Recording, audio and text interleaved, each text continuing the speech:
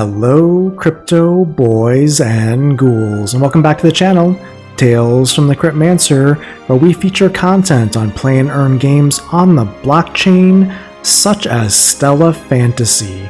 And in today's video I wanted to take a moment to talk about this new NFT based game on the Binance Smart Chain. It's an action RPG with NFTs and play and earn aspects of it, and oh yeah, it also has huge tracts of land in the game that you can farm and produce on, and we'll talk a little bit about those huge tracts of land later on in a little bit. But let's talk first about the game itself. The reason why I wanted to create this video on Stella Fantasy is because I know in the Hive blockchain there have been some new games that we've started playing, perhaps as Splinterlands players, like many of you on this channel who obviously follow me have seen a lot of our Splinterlands videos. But there's a lot of games out there that we're kind of being forced to play that honestly I don't think are very good. If you look at the UX experience of, for example, Golem Overlord or GLG, what we've seen of those games, they're not very impressive, let's be honest. And I'm not bashing on those games specifically, but really, how much of a game are they at this point in time? Well, what I want to show you and introduce to you today is a full play and earn game that you can start playing today. It's actually less than 2 months old, and I want to give a shout out to Rift Summoner who introduced me to this game. And you know, this is a game that you can play now. You can get in early. You can see as a free-to-play player if you like the style of game, if you like the music, the graphics, etc. And if you do, it might be a good opportunity to get in before the game potentially grows. And we'll talk a little bit about the marketplace and all these other aspects of the NFT and the play and earn pieces of the game. But at the core of this game, the music's really good. I think the graphics are obviously much different than we're seeing in Splinterlands, GLG, Golem Overlord, and other types of game on Hive. And, you know, I think this is, we talk about Web3 gaming. This is actually a very polished and, I would say, interesting game here. What is interesting about it as well is, we mentioned land. We'll talk about how it incorporates free land into the game flow mechanics. It has a lot of things that we've been asking for in Splinterlands with achievements as well. We'll go into a little bit of that. And it's also got like an 8-hour cycle here, similar to Golem Overlord, where your land produces resources basically in 8-hour increments, which you can then farm and use in the game. Now there's also the combat part of the game, which is mostly PvE. Actually, it's all PvE thus far. Is actually very similar to a game like maybe Genshin Impact if you play that on mobile. It's maybe not quite as polished as Genshin Impact. According to my daughter who plays that game, this is not really close to that. But for me, for all intents and purposes, it's close enough. It looks very similar to me. And yeah, so it's a pretty interesting game. You can manually control the battle, the action part of the RPG, or you can have it do auto battles for you as well if that is more your speed.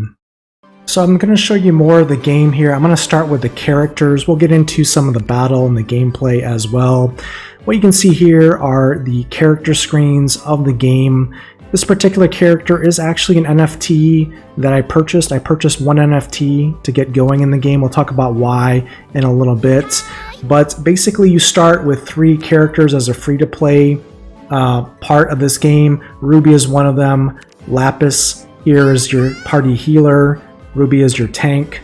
And the third player that you get for free as a soulbound character is Lynette here, which is a ranged DPS character. Now I mentioned that I actually bought an NFT character for this game. We'll go into a little bit maybe in a future video why I did that, but it was basically to ramp up the earnings of the game to get to where I could earn NFT shards in the game quicker. It's not required to buy a 4th character or buy any characters at all. You can play the game free to play and get to a point where you can earn the governance token, which is the equivalent to SPS and Splinterlands in this game, which is the SFTY token. But the reason why I did it is because, again, I wanted to quickly start to earn the NFT shards in the game, and it's kind of like buying a spellbook in Splinterlands. In this particular case, the character I bought was Yoru, and that character cost me 0.15 BNB. I think at the time I bought it, it was probably around $55 for that one NFT character, and it's really all I needed to really ramp up my progression and get to farming shards to earn other NFTs in the game. Now again, you don't have to buy an NFT, it just makes things faster and easier to start that progression.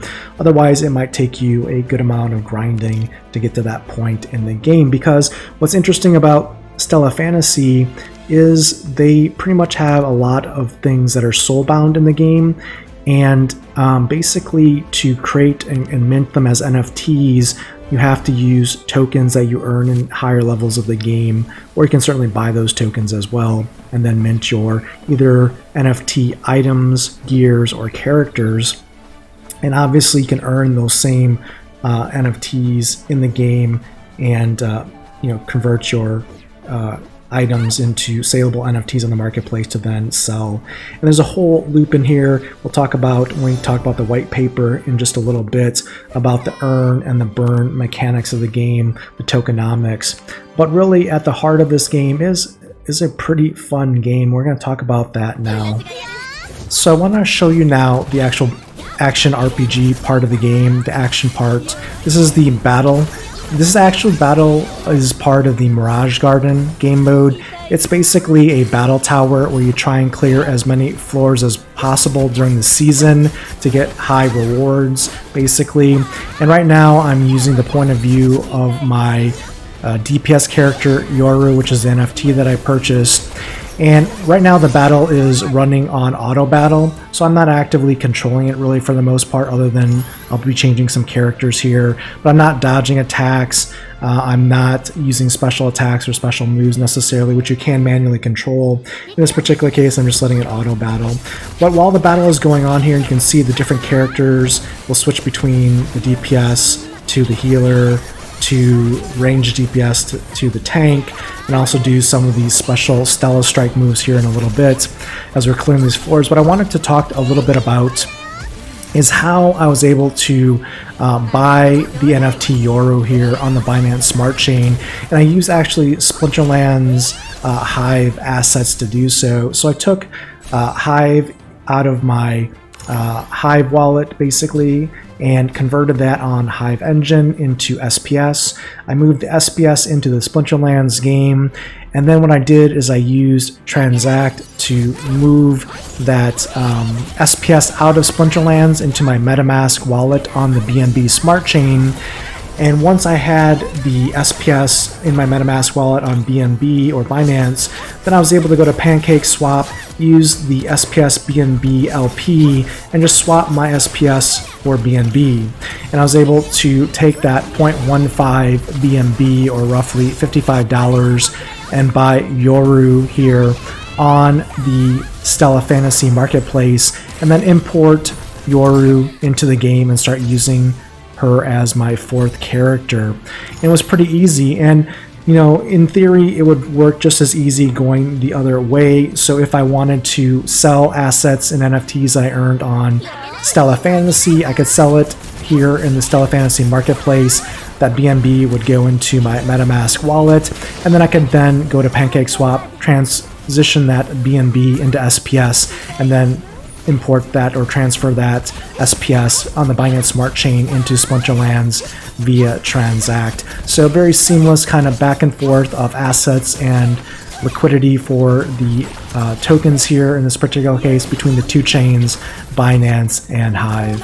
So you can see here the game is very well polished with the action RPG elements. This is more of the, again, the tower battle portion of the game, but you can see here very good graphics, very good sound, and it's obviously much different than probably games that you're used to seeing on Hive. So now that you've seen some of the battle components of the game, some of the action part of the action RPG, we can start here by looking at the party here that we were just seeing in battle. This is my party after roughly 6 days of playing, buying the NFT, I think on day 3, which was Yoru there. And we're doing okay, progressing in the game. We have 2 DPS, Yoru and Lynette, and then we have Ruby and Lapis as our tank and our healer. Now, as part of the game, as we go in through the battles and do the PvE parts, here you can see we've got the main story as the main aspect of the game, where you're going to earn gear for crafting. You've got a unique Abyss, Mirage Garden, and Abyss Invader, which is like a boss fight, and you have PvP and arenas coming soon. Now, this is the land component of the game here that we talked about. This is the frontier town here, and the way land works is they give you land for free in these 4 NPCs, or basically your land producers: lumber, minerals, leather, and mana rings, which is basically like an in-game like credits or currency. And these land components, again, are given to you for free. They're soulbound pieces of land, and you level these up and you produce your NFTs, work on the land, and produce, as you get leveled up, more resources for you then to farm into the PvE elements of the game, which then translates into crafting here, which I'll show you in just a minute.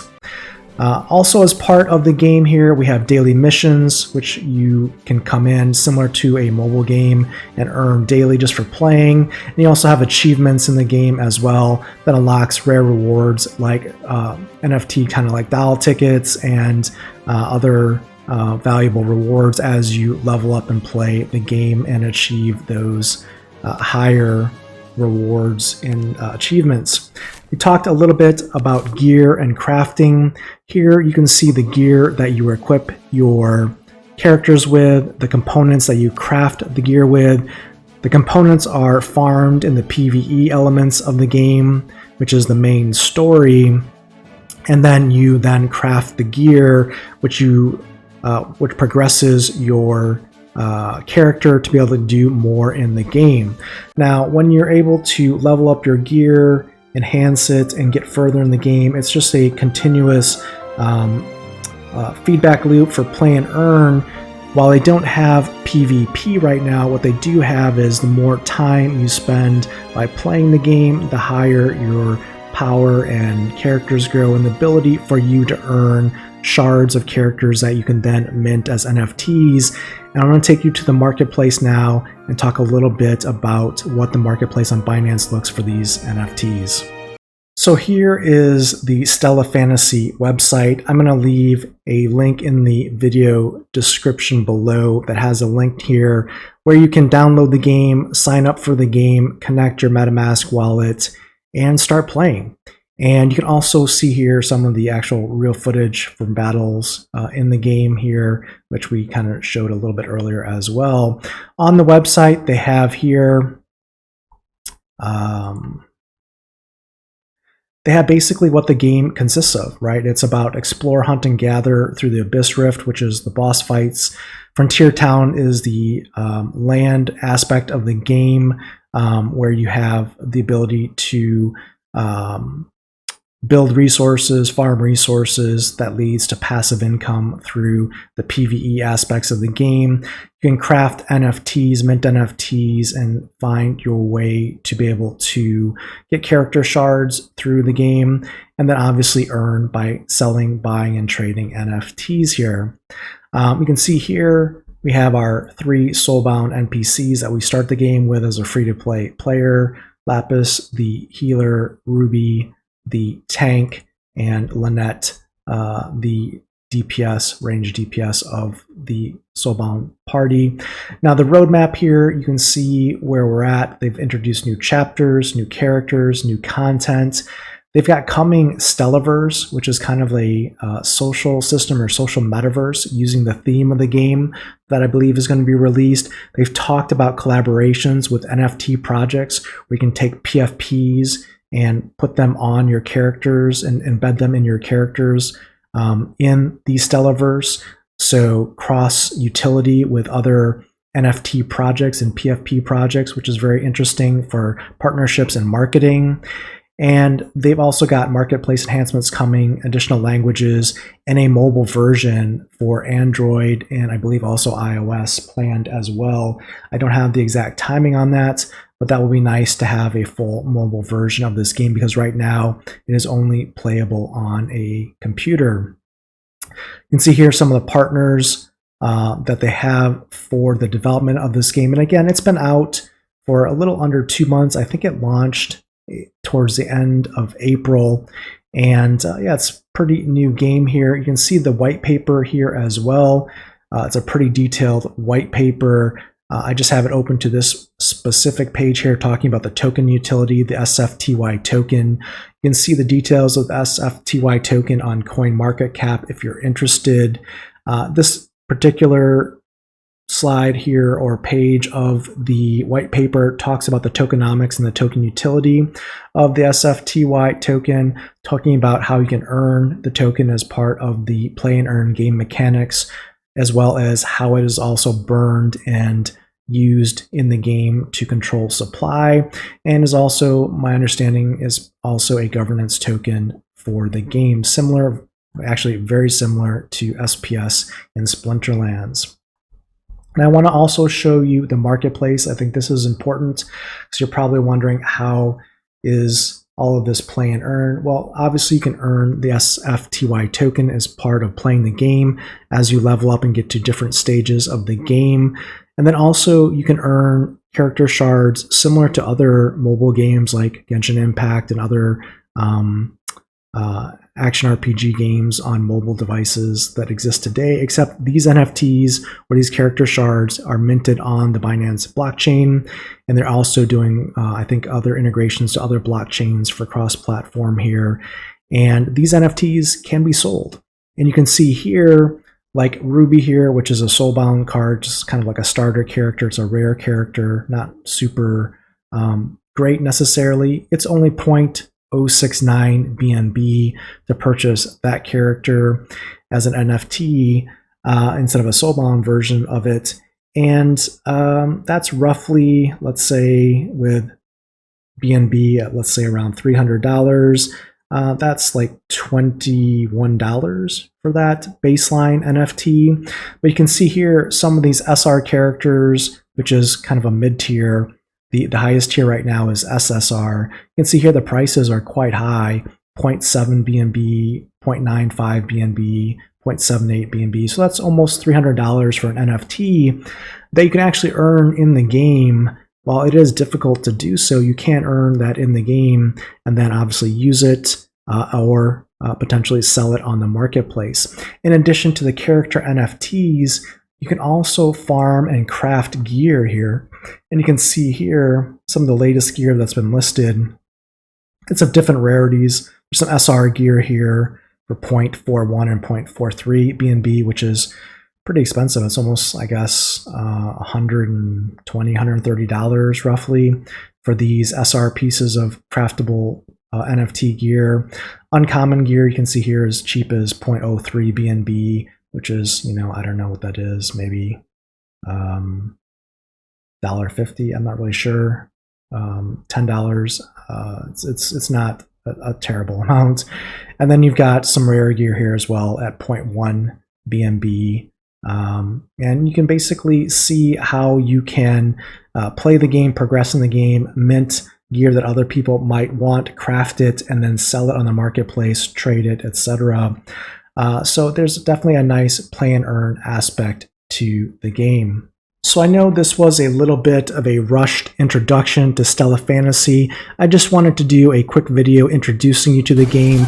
If you'd like to learn more about it, if you'd like to learn the strategies that I've learned so far as I've started the game, happy to do more videos on it. I think it's a very interesting game. The timing is interesting here as well, as we've had a little bit of a lull in Splinterlands. And this is a game that is very polished from a presentation, a UX perspective, and also has a nice play and earn mechanic part of the game as well that I think is very, very interesting.